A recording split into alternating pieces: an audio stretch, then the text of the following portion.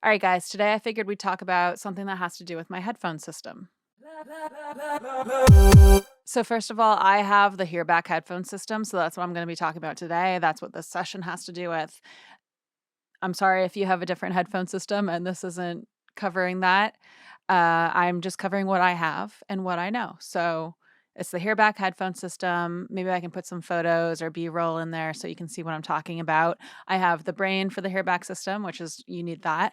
And then I have one of the headphone, I don't know what they call them, modules or whatever. I'll show a picture or video for you guys to see. So I have that in my whisper room, and I just have a basic recording setup here, so that's pretty much all I need. Bigger studios that I've worked in have multiple headphone modules for different spaces.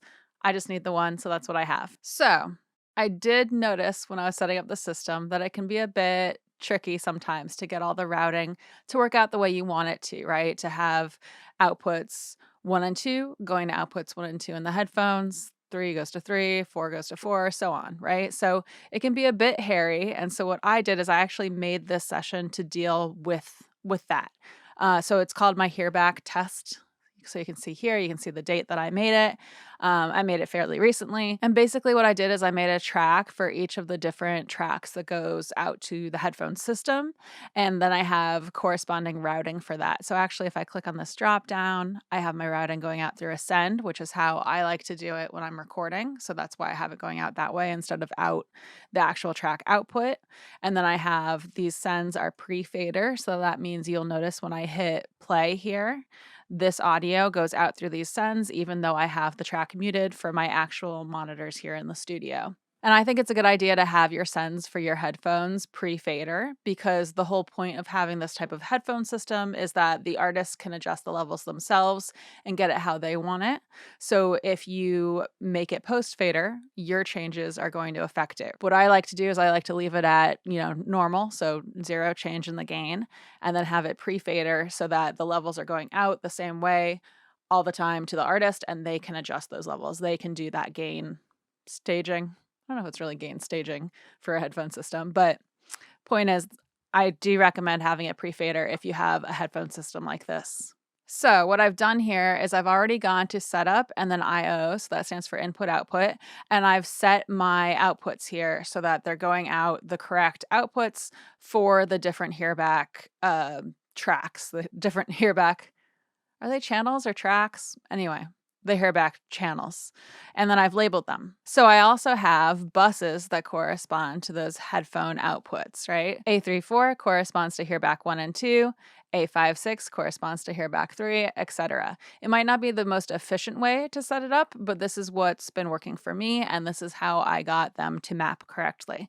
So I have that going on. And then what I've done is on each of these tracks, I've recorded myself just talking and saying which channel it is. So this is really great because it allows you to test out your system without an artist in the space. So if we listen to this one's going to be track 1 and 2.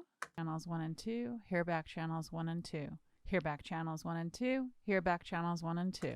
And that's basically that. So the next one, says Hearback 3, Hearback channel 3, Hearback 3, and so on. So each one, I'm just saying which track it is. If you listen to them all at once, it's really crazy. But though what that allows you to do is you can just click and highlight this chunk of time. And then if you have, let's see, loop playback activated, right? You can just hit play and walk into your recording space and put on those headphones with that Hearback system, and then try the different channels each individually and make sure that you're hearing the right number for the channel that you've turned up, for the knob that you've turned up. So that's what I did. It worked great for testing out the system for me. And I said I would show this, so I'll just show you. If I hit play, you can see how the levels are going out through all these sends. If I do command equals to switch to the mix window, you can also see that these levels are going out through these sends. So they are going out even though I have it muted here on the track. Even if I drag this all the way down, they're still sending signal out to those headphones. So the artist can really control how much of each thing they're hearing.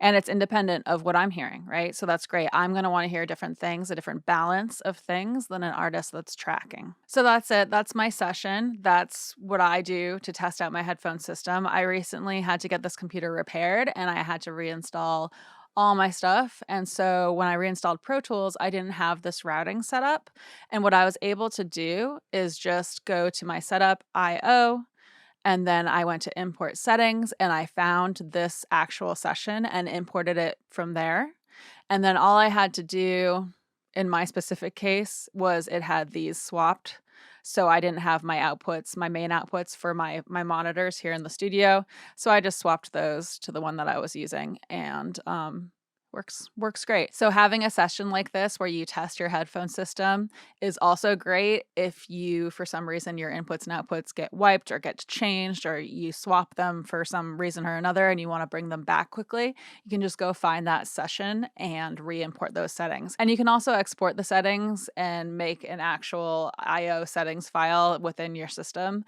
That's another way to do it. That works just as well. I just haven't done that yet, and just importing from the session works pretty great. So whatever that's worth. So yeah, that's it. I think that's all I wanted to cover today. I hope someone out there finds this useful. Let me know what you think in the comments below, and I think I am going to supply this session to my Patreon patrons if anyone is interested. I know one or two of you guys have the same setup that I have to some extent. So let me know if you're interested, if you're on the Patreon.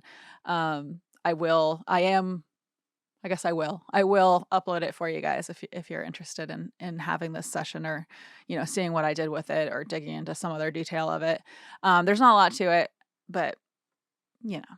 So that's about all I wanted to talk about today. I hope you guys liked it. As usual, like, comment, subscribe, hit the notification bell. I'd appreciate all of that stuff. As I'm filming this, I'm actually about to hit 10,000 subscribers, so thank you so much, you guys. I'm really excited about it. And if you're not subscribed and you like my videos, please consider subscribing. It really helps me. I'm not really sure how, but it helps. I'm told it helps. Anyway, I do have a Patreon. It's patreon.com/KatoNoise, and I come out with new videos every Wednesday, and thank you for hanging out. Okay. So my computer was broken, and then it got repaired. And before and after that was, well, I guess mostly after that was like crazy trying to catch up with work stuff. And that's been a lot of fun. I was without my computer for a week, and I had to use my backup and go into the college where I teach to kind of make do. And I was able to make it work, but it was a bit hectic and crazy, and everything took a lot longer than I would hope for it to take. And right after that, shortly after that, I think it was about a week after that, after I got my computer back, I actually had a vacation planned for a week where I took my camper van out to Utah and back to go snowboarding. And now I'm back, and now I'm filming, and I feel very rusty. So I hope that wasn't too awkward.